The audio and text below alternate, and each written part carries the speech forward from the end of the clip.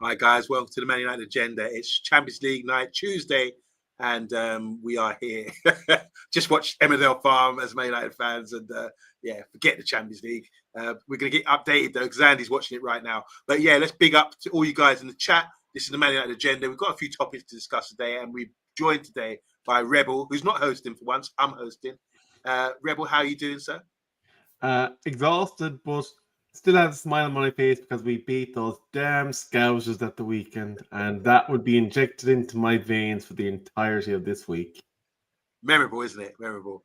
And also, guys, as you can see down below is a special guest, someone that's known to the channel and really endorses us a lot, and we really do appreciate that. And thanks for coming on again. It's Andy Tate. How you doing, Andy? I'm okay, mate. I'm okay.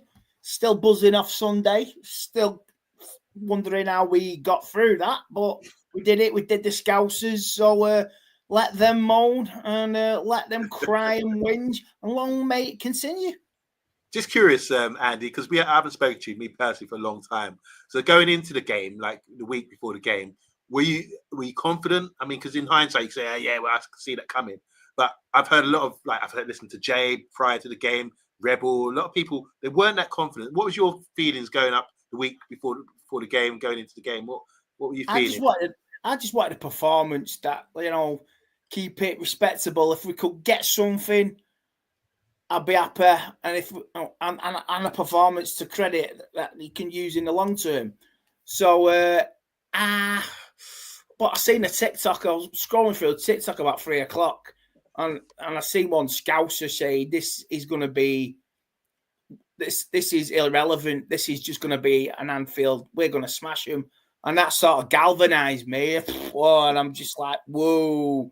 I was fired up, and I was having my tea. Didn't get a bite of my bleeding pizza, and we scored in the first minute, and it sort of set the tone for the rest of the match. Yeah. And it was sort of like last season with you. We dug in, we dug deep, and we got that 2-2 draw. And we ruffled a few feathers. We really did. And when Liverpool equalised, I thought, because hit the post, X, Y, and Z, they're going to win this. They're going to win this. But up cropped Harry Maguire, and he done his little moment. And we can enjoy the moment, but the real test is on next Saturday against Brighton. So what, are you downplaying Liverpool at the moment, the champions of the Premier League, and even though they've got some poor form, do you think that's relevant as to why we won the game? Is it down to us performing, or is it down to Liverpool being on a poor run? I think we did. You got to go to Anfield, and we haven't won there for around a decade. Wow. And we've, like I say, the last 3 times now we've dug in. And Liverpool have moaning. I remember Liverpool moaning with Van Dijk when we drew 0-0 2 seasons ago. Jurgen Klopp moaning. Well, do you expect us to roll over and die? And last season we did it again. And Arne Slot coming out bitter on Sunday saying these bits. Oh, why did you drop Cisco? Why did you do X, Y, and Z with Maguire and Luke Shaw? Because we are, I say, the manager is paid to get a result. Slot, you can't have everything rolled out. So champions find a way. Champions did not find a way on Sunday. All the champions did was moan, and they do though, don't they though? They really do though, don't they though? Andy, I thought what was poignant altogether though was the head loss from Arne Slot as to how dare they change their starting 11? How dare they not have the team that we scouses? I know. How dare they? How dare they disrespectful? Ruin my plans, like I was so impressed with what they did with Sunderland, and now they bring back Maguire, Cisco, Luke Shaw. Totally not unexpected. I'm not having it. That's spot on. Very good. And Jamie Carragher was like that, and the same. Oh, it's not fair.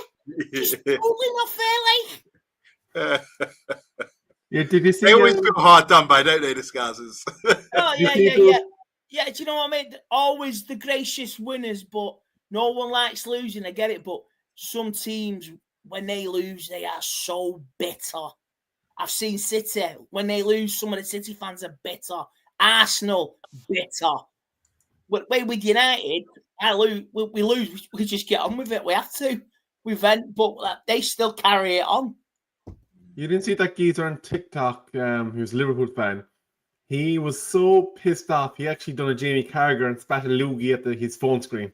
What's that, Jonathan Morley? Is it that? No, he had a head loss as well. This was some actual Scouser as opposed to the Irish guy.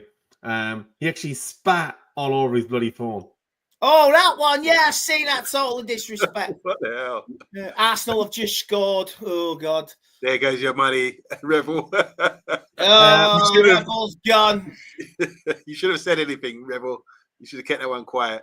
You never know. Maybe Val will do me a favour and chalk it off. Let's say a quick hello to him in the comments. I want to say hi to Bila. He's saying big up. Bila, nice to see you, man. Big up to Bart as a Liverpool fan. And he's a serious fan as well, especially since they lost. The good evening. Dust has settled. You can see here, reigning champs. It's worth remembering. Teams with bird-based names have troubled Man United managers. Okay. I want to say big up to Rebel for becoming a member for 10 months. Congratulations, Rebel. And Bilal's become a member for 3 months as well. That's nice. Colin in the house. How you doing, Colin? He's saying hi to everybody on the panel. Colin, hope to see you soon. I know you're having a few technical difficulties at the moment. If you rearrange slot, you get the word lost. Yes. Okay. Yeah. I see it. Move the S to the third line, and there you go. Ace is in the house as well, talking about Xerxes. By the way, I just want to say Xerxes showed real passion. He's on the bench. He expected to be miserable, but he was delighted during the game, after the game, wasn't he?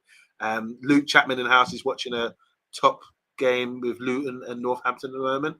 I don't know if that's been televised, but yeah, I like to see games like that. And Bart again is asking Mr. Tate, do you think Mount can play a wing back, especially while closing the game out while you're in the lead? Interesting question, but can he stay fit? You can throw that into the equation as well. While we're talking about that, just quickly, Andy, can have, like I said, it's been a while since we've spoken. Just as we stand today, it's October the 21st. What's your starting 11 for the Brighton game? What's your best team? We can make a judgment now. We've seen the new players come in. What's your best starting 11 with the Amorin 3-4-3 or whatever? October the 21st is Back to the Future. Marty McFly went back on this day. He's not 40 years, so he got his DeLorean, and he will jump to this Saturday. And I would have to change it a bit. I would have to bring back Cisco, definitely, because for United, for who? For who? It's interesting, but you would we thought at the start of the game it was a bad lineup. Everybody was kicking off, and it was sort of a system to keep Liverpool at bay. But you want consistency. You want to change it a bit. You can't really, like you say, you're rewarding. Cisco scored 2 goals in 2 games, and you drop him to the bench, which I think was a bit unfair on the lad. I would bring him back. I will maybe drop Ahmed, possible, rotate it a bit, and just try bring Lenny Yoro back as well in the defence. Stick with the goalkeeper. The midfield, it's still suspect. It's an aging midfield, and you could see why it was an aging midfield. But the only 2 I'll do, I'll bring Cisco back, and I bring Lenny Yoro back into the defence. Okay, definitely them 2, and the rest definitely. What do you think, Rebel? I mean, because it seems to me the team doesn't pick itself. Arsenal's best side, it kind of picks itself. But what do you think, Rebel? Because Andy's got hesitating about Cisco. She thinks he's playing, and Yoro as well. Are you with him on that? Yeah, no, I think Euro definitely adds a bit more pace to our backline, and maybe it was by design against Liverpool because he wanted the experience out there. But Euro is the future of that centre back line as long as we look after him. So I think as much as possible he needs to be out there. We're only playing once a week. He doesn't need a rest unless now he was back late from his internationals or whatever, which I don't think he was. I don't think there's any reason why Lenny Yoro shouldn't be basically the first name after the list in that lineup on the defensive side. I'll be honest with you, Luke Shaw, he's more than likely going to get injured again. So that will mean that once Martinez gets fit, there'll be a battle between Martinez and Maguire for that other spot. Dallo on the left is just a big no for me. Really? I said it yesterday, and I want to ask Andy about Dallo on the left later. Yeah. No, do it now. While we're on the subject, what are your thoughts? You're saying no, Rebel? No, I mean, definitely. I'm agreeing with him. I am agreeing with Rebel because Delo got spun and lost the ball quite a few times.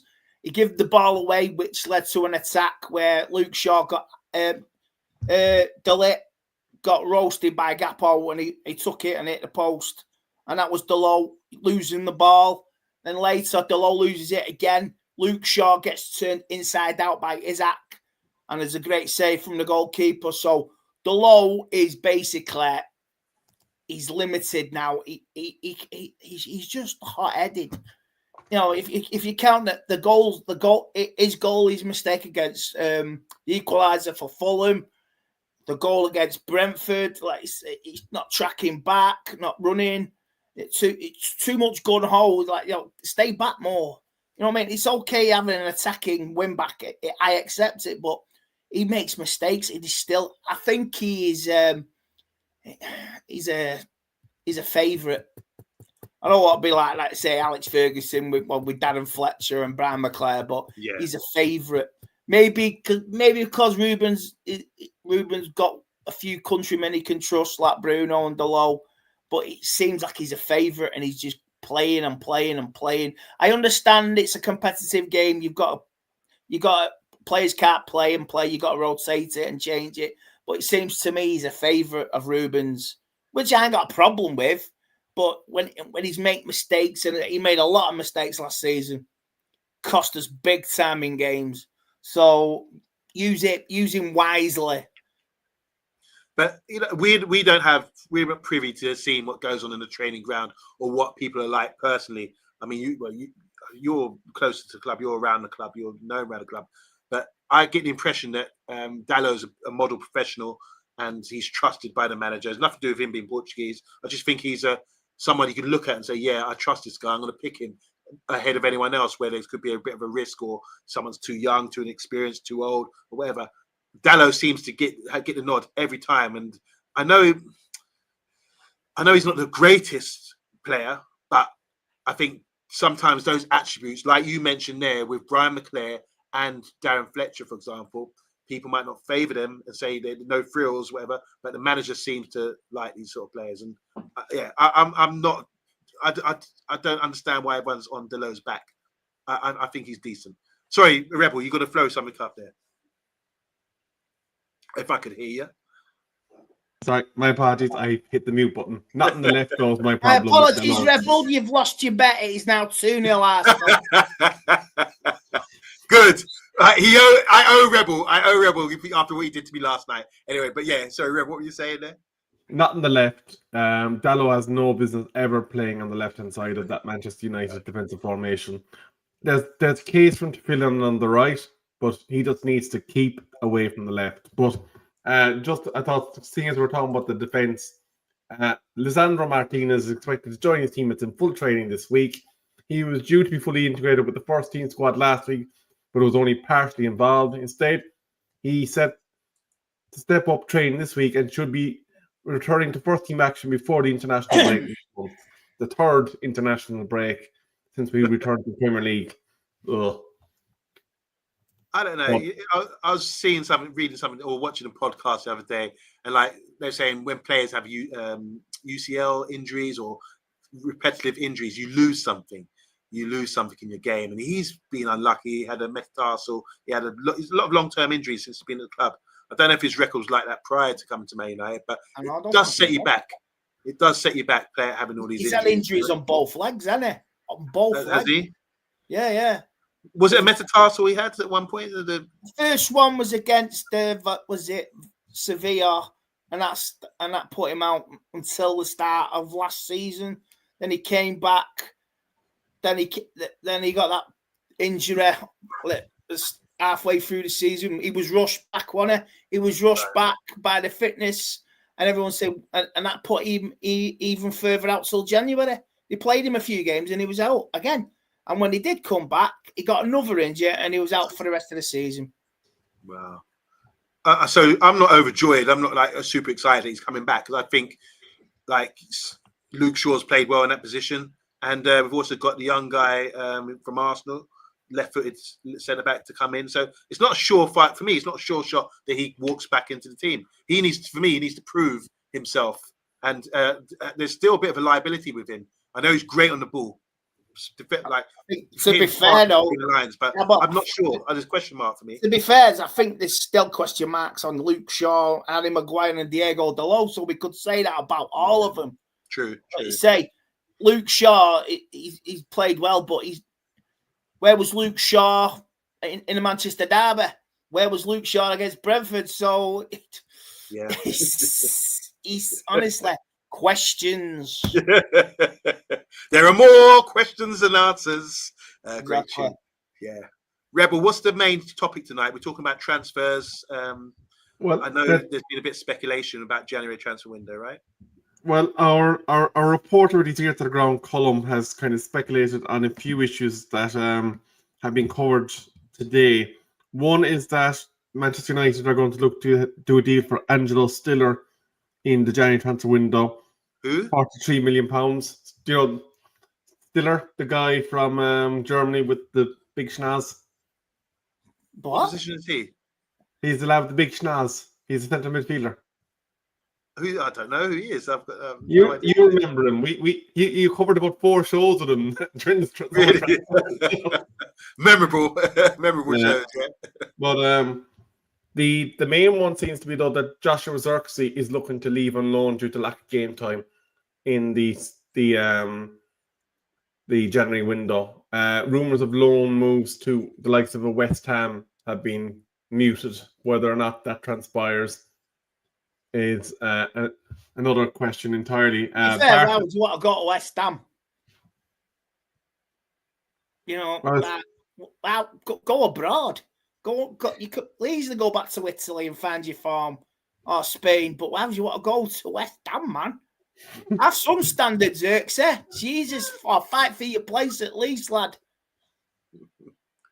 Yeah, I suppose Nuno's there, and maybe he thinks that on a short-term deal for 3-4 months, that it might be the worst thing to kind of reset and maybe get a better team abroad in the summer. Definitely. World Cup year as well. Yeah. You know what? I'm a bit surprised by that. I think we need reinforcements. We've only got one recognised striker. We got rid of -9 Haaland as well. So I'd be a bit concerned if we got rid of Zirkzee, because I think Zirkzee's still got something to offer. He's a unique player for us. He does something no one else could do with his link-up play and 1-2 touch. I just think maybe I'm endorsing him right now because of what I saw with his celebration the other day. But I think he's a good, integral part of the team, especially if he's not a bad apple. He's not like a moody player. Seems like he's good for the squad. So I'd like to keep him. He might get a start Saturday as well, you know. You say you'll change it a bit. Or do you keep going? Yeah, keep going with the forward 3. Just to let you know, Rebel, your bet is well and truly. I just thought that was my groan, by the way. I looked down and I saw 3-0 and I was like, oh. Miguel Arteta, you're up. You know, when we were talking about secrets, it's the same applies with bets. If you put a bet on, don't say a word to anyone because you just jinx it, you know? The £64 down the drain. Okay. Talk to me about this, because Bart's talking about this guy, Angelo Stella, or whatever his name. So this is for the position what currently Casemiro and Ugarte are position. Well, 4. Wow. Wow. Arsenal on fire. York again. 4-0. Jesus Christ. Arsenal fans going to have big boners all night. No, what? Can we just carry it on? Gaslight FC. Go on. Wow. The Geordies are up 2-0 as well, by the way. The Geordies. Yeah. Are Are they in the Champions League? Yeah, they're playing Benfica. Benfica. Will it? You know, should we talk about United, not our bleeding rivals? Yeah. Let's talk about Stiller. So Stiller is like a number 6 to rival Casemiro and Agate, right? Yep. He's in that position. All right, fair enough. Andy, do you know much about? Because people been raving about. There's a young guy who plays as a number 6 coming through the academy. It just seems to be like a Xavi kind of player. Picks up the ball deep in tight areas, no pressure. Even if you've got a man on him, he still demands the ball and can play himself out of trouble. I can't remember the name. Blonde kid. It looks really good though. I need to get more in line with what's going on in the academy. But to be fair, I've not been watching the academy, but I'm sure our young teams have been doing well. Darren Fletcher's in charge of the under 21s, and they're actually doing well, like the women as well. So these young academy players, I've not been watching any of the teams. Usually, I really do, because my dad drummed it into me when I was a kid. Watch the reserve sides and that, and the youngsters. But I've not been picking it up recently. Yeah. So what are you saying, Rebel? What's the talk in the sky? Get a little photo and some information there about Stiller. That's Stiller. Like that was, we talked about him in the summer, and he was kind of like a budget alternative to Baliba. Yeah, he's a completely different player. He's more of the Wharton style and kind of more defensive. Wouldn't be your kind of bust a gut going up and down the pitch kind of player like Baliba. But there's some suggesting that Bart, for example, is saying that why would you not go for the Prem-proven players like Anderson at Forest and Wharton at Palace? That maybe the 2 English lads might be the best solution to Manchester United's future midfield. Yes, point. Just looking at his nose, he looks a bit like Gordon Cowns. Remember him, talented Aston Villa midfielder? His nose looked like a boxer. Yeah, he hasn't got like that aerodynamic Concorde nose. Looks like he's been into a cartoon and had his door slammed in the face. You know what I mean?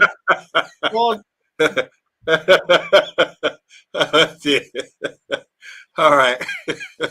No offense to the lad. Yeah. So I'm sure he's got a nice missus and a lot of money. Doesn't matter about that. But yeah, 50 million euros we're talking about, really. How much would he command? What would his transfer be? 50 million euros of a transfer for the German.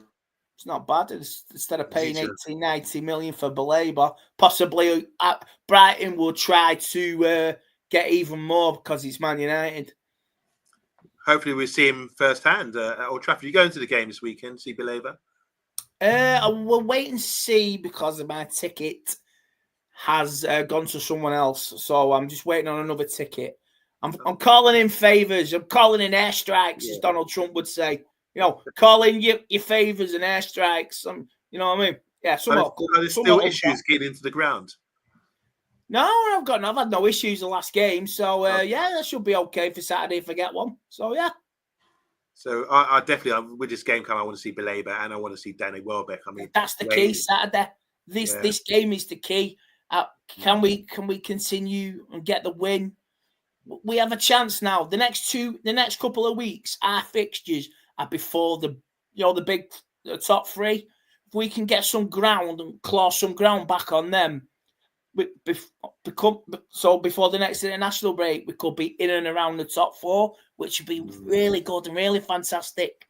So we like to say we've got that 5:30 kickoff, Nottingham Forest 3:00, Tottenham 12:30. So and the other teams are playing on above us are playing on the Saturday evening, Sundays. So yeah. Let's just before we get shafted at Christmas by Sky Sports and everything else. Yeah, and all the Monday night matches. You know what? It's been a while. A couple of weeks ago, we had a 3 o'clock kickoff, didn't we? And I was like, oh my God, not used to this, you know? I know. Yeah. I know. It makes you wonder over the last 7 years how many Man United 3 o'clocks we've had. I will go for about 10. Wow. That's it. It's crazy, isn't it? Because we're so used to watching every game live on TV or Sky or whatever. But now people It have seems Arsenal City get more 3 o'clocks than we do. Yeah. So even though they're better than us, we're still we're getting punished for not being in Europe, and we're getting punished by the TV companies. The Christmas has been ruined for Man United fans. Travel plans have been knackered. Hotels, you know. So really don't care. If United had anything about them, they would have said no. We don't want to change these kickoff times. But as we are begging, we are with a begging bucket. We took the money. Yeah. What's because Rebel was asking about, we're talking about Stiller guy, the guy with the big nose. What about, Rebel asked a question about Elliot Anderson. Who else did you mention there? Oh, Belabor, of course. I mean, do you think we need someone in that position? Is that if you were to look at our side, because you watched him firsthand, Andy, what position, if you had the money, what position needs to be covered next? Where do we need to sign him? What position in the team? Once we start the midfield, I still think we need some new defenders. We really need some new defenders. Before a midfielder? No, after we definitely need a midfielder now. So priority would be midfielder. Priority is midfield, but I think at the end of the summer, contracts. Harry Maguire may leave. Luke Shaw. I won't even renegotiate. I won't even activate his next clause. Honestly, I think we need 2 defenders in the summer. Definitely. After obviously, maybe get 2 midfielders and 2 defenders. That's the priority. Transfers will be incoming. Maybe Højlund coming back if he does well. Who knows? I'd say that if Højlund can come back, you know, and he's firing the strike force, he's good. I'll take that. I still got. I old hope he comes back. I really do. I hope Mr. B comes back as well. He's saying big up, gents, in the chat. Hi, Mr. B. How are you? Wakey, as they say. Hope you're doing well. Interesting one for you, Andy. Fabrizio Romano was saying that Endrick is going to leave Real Madrid on loan in January due to lack of game opportunities, and clubs in Premier League are looking for his services. Do you reckon he'd make a difference in the Premier League for a team and maybe push them up from, say, 10th to Champions League places? Why not? All options considered. But I'm not the manager, am I? I'm not Ineos. I'm not Ruben Amorim. So I will say one thing about Sunday. I wish Jason Wilcox would actually put on a smile, because near the end, he looked so miserable at Anfield, sat next to Baraba. You know, I can't get my words out tonight. But Jason Wilcox, crack a smile, lad. Jesus, you look miserable at Anfield Sunday, and we were winning with 2 minutes to go. And did you see Fergie sharing his sweets with Kenny? Oh yeah, everyone loves chocolate buttons, and you share and share alike with Scousers, don't you? So yeah. I must say, did you see the interview with Kenny Dalglish? I think the overlap, was it the overlap? Kenny Dalglish was on there. No, I've gone. I don't do the overlap anymore. I'm sick to the back seat for Gary Neville. Oh right, okay. Not getting political, but I'm all right. Let's not go there. Let's not go there. But yeah, fair enough. I just thought Kenny Dalglish came across really well.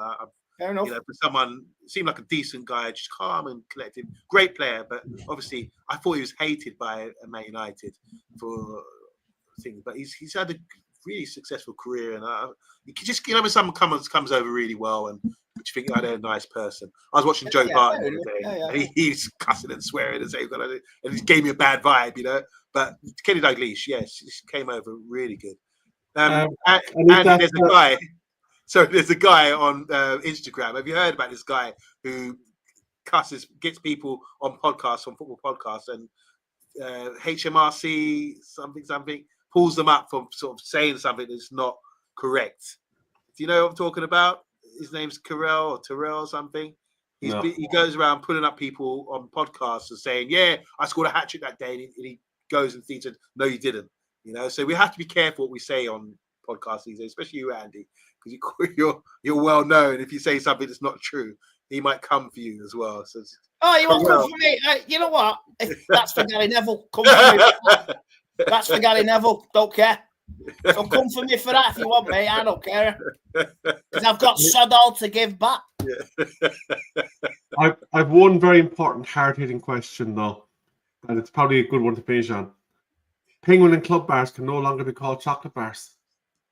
Absolutely scandalous. Say it again. Penguin and club bars can no longer be called chocolate. Why? Because there is no chocolate in it. They are scaling back on chocolate. Cocoa is so expensive, they can't even put it in the bars. So it's more wheat than chocolate. Honestly. Oh, wow. So yeah, absolute scandalous. Like I say, you won't be surprised. The price, everything's going up. Labour's screwing up the economy. They're even screwing chocolate bars and fizzy drinks. So Labour will screw anything that we find pleasure in. I used to get pleasure, you know, the club bars. I used to bite the chocolate around the edges first. So I'd break it down rather than just eat the whole bar. I'd bite the chocolate off, and there's always used to be thick chunks of chocolate. Yeah, so I remember there used to be a chocolate bar called United chocolate bars in the 80s. Never remember that. You don't remember United chocolate bars? Never. Unfortunately, they were sky blue with white. United chocolate bars. Google it, mate. Is that you're not pulling my leg, are you? That's true. No. United chocolate bars. Google it when you get a chance. Is it United as in Man United? No. I'm looking it up. I've never heard of that, and I used to like my chocolate as a kid. I was a confetti connoisseur, as they say. United chocolate bar. Hang on, let me have a look. Let me get the wrapper up. I'm not so sure. about this. You're not so sure. You're gonna have to prove it. Okay. Yeah. Wow. That is a blast from the past. I do remember now. Let's look at the label. Yeah. All right, I get you. I take that back. Rebel beat me to it. I thought it was well done, Rebel. That was quick. All right. 21 watching. Big up, Mr. B. Big up to Chat Sports as well. Obviously, Champions League is on at the moment. Arsenal winning 4-0. That's impressive, aren't they? Who's the most... We know where this goes. We know how this ends. So, you know what I mean? I'll just keep looking the other way. So, yeah, let them get gassed. Arsenal looking... We've done them a favour. We know what happens. Yeah, they always flop. We've done them a favour, though. If their window's open for them, the door is ajar. This is an Arsenal team that smashed Real Madrid, and what happened next game? Yeah. Oh, yeah. Who's your tip at the moment, Rebel? Who's looking good? I mean, because when I was looking at the league today, everyone's lost so far, and Liverpool had a little run. They've dropped off. Arsenal, quite consistent. Man City have been a bit inconsistent if it weren't for Haaland. I mean, is it like Rebel was, like Andy was saying, is there an opportunity? Is the door ajar for us to sort of sneak in with no one really being that consistent just yet? In the Premier League, I think the only way that we are anywhere near that top end of the table in terms of in catching distance of a title is if we get in 2 or 3 players in January, because you have to be very lucky with injuries, and if we lose any key player, especially in central midfield, we're in big trouble. Is there an opportunity there to get Champions League football?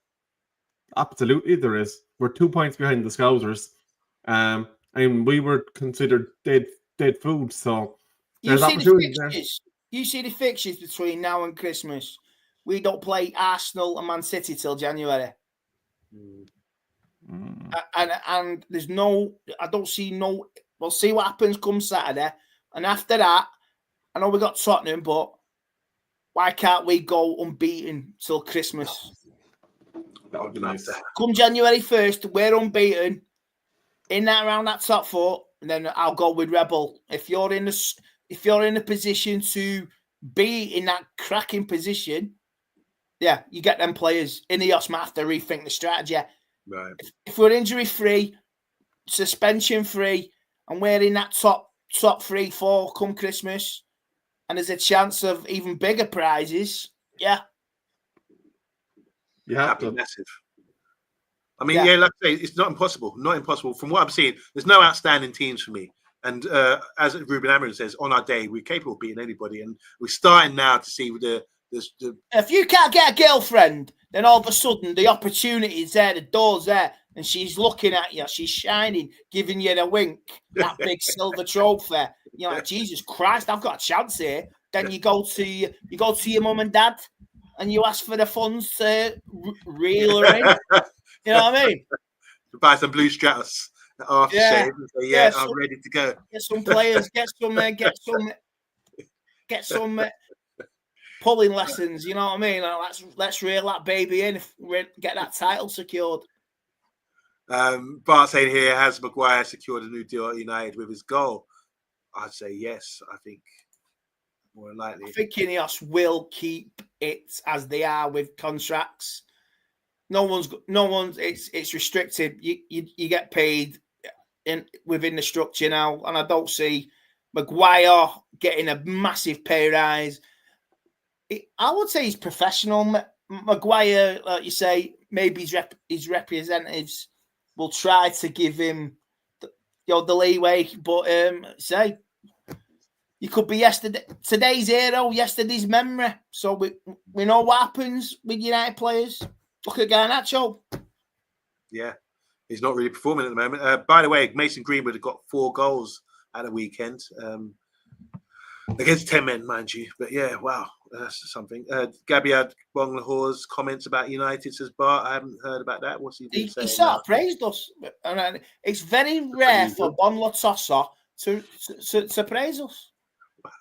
That's makes a change, doesn't it? 1 game a week for schedule until that will suit us. He's saying there. Yeah, it just feels like everyone's against us. The media, the TV, the opposite fans, and you expect that. You know what I mean? We'll come through the other end shining. Like you say, the Christmas schedule has been messed up a bit now, and I'm not happy about it. Even my birthday's been messed up thanks to Sky TV. So we'll have to go.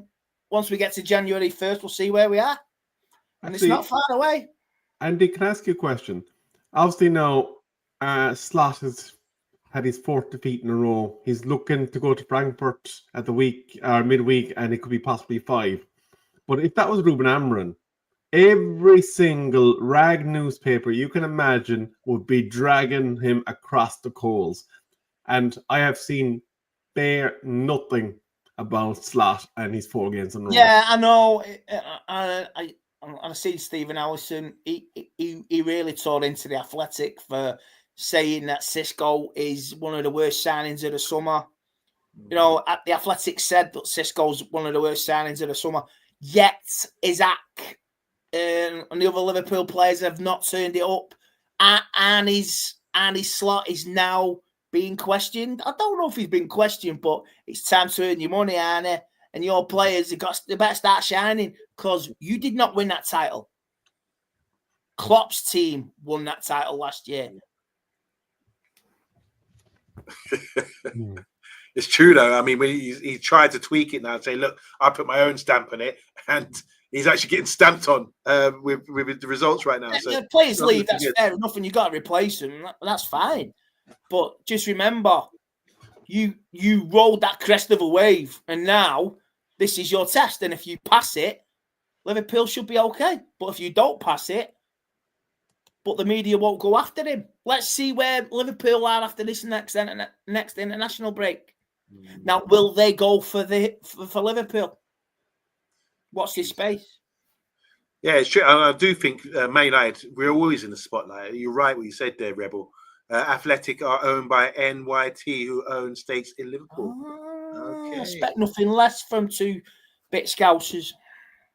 And that's from a Liverpool fan, Bart, the serious fan. Yeah, he's a Liverpool fan as well. And that's a Liverpool-owned company who own the rail yard right next to Old Trafford, who United are trying to negotiate to get them out. The rivalry, it continues. The bitterness, it will never end. Never end. They're still our biggest rivals. And like someone was saying, even under Fergie, a win at Anfield was celebrated. So we're not going 400 million for the land, and United have offered 50 million. So I don't know who's more cheap. God. What's happening about the stadium, Andy? Any news? You got your ear to the ground? Because I haven't heard much since the big announcement. Yeah, it's all cloak and daggers, mate. I don't think it'll be built within 5 years. More like 10. 2030? Nah, more like 2035. What's the geography like? 'Cause I'm not familiar with Manchester. So where have they said how far is the new projected stadium compared to Old Trafford? Is it in the same It's on area? the same site. I think it's about 50 yards across the car park. That's Right. Okay. I'm thinking it's miles away. Oh no, it's 50 yards across the car park. It's on the other, All right. on the road net going down to the Trafford Centre. So you just where the buses are, just run straight past. Yeah, it's only 50 yards across there.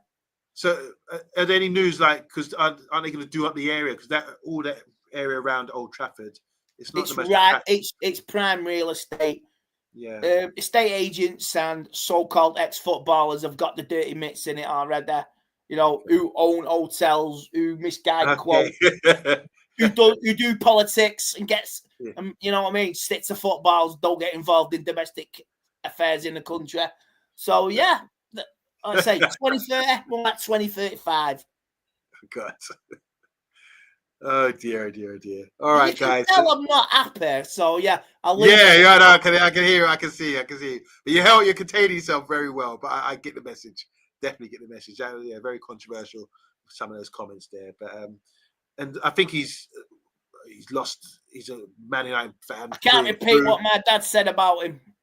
No, rather not. But let's do it backstage. But it's funny, isn't it? I mean, this is a guy that you expect. Even when Harry Maguire scored the other day, people were criticizing him for being unprofessional for his reaction, especially unbiased. Well, I don't begrudge him celebrating. Fucking hell, he's only human. Yeah. No, I don't begrudge him that. You know what I mean? Jeez. So, stay to football. All right. This is the Man United agenda, guys. There's not much action apart from Mr. B in the comments. And Bart as well. Gabby's betting the Holland. Okay. All right. Yeah, my condolences to Rebel's bet. It was never happening. Yeah. Rebel, don't bet. It's a sin. And I stopped doing all that for a long time now. Because you know what they do? I don't know how it happens. When you start betting, your first bet, you'll win. And that sets you off. And you think, all right, I'm going to get back to that again. And you start betting silly. I see it all the time. And I can't get involved in all that. Especially with football. Because you just don't know. If that one bet sets you up for life, then quit while you're ahead. Yeah. If I had a time machine, like you had mentioned earlier, because it's Back to the Future's 21st of October today, I would go back to, I think it's 1990, Norton's coin, the Cheltenham Gold Cup, 100 to 1. And I would take lots of coins. Yeah, let's do it. Take us back, Andy. 1990. Let's all put our money, if it's legal. Where we're going, we don't need roads. 1990, Norton's coin and Man United to beat Crystal Palace in the FA Cup. I'll take those odds. All right. From us on the Man United agenda, thank you for everyone who's tuned in. I'm going to do the outro just by pressing end stream. Is that right? Yes. Yeah. Okay. Lemonade. God bless. See you later, guys.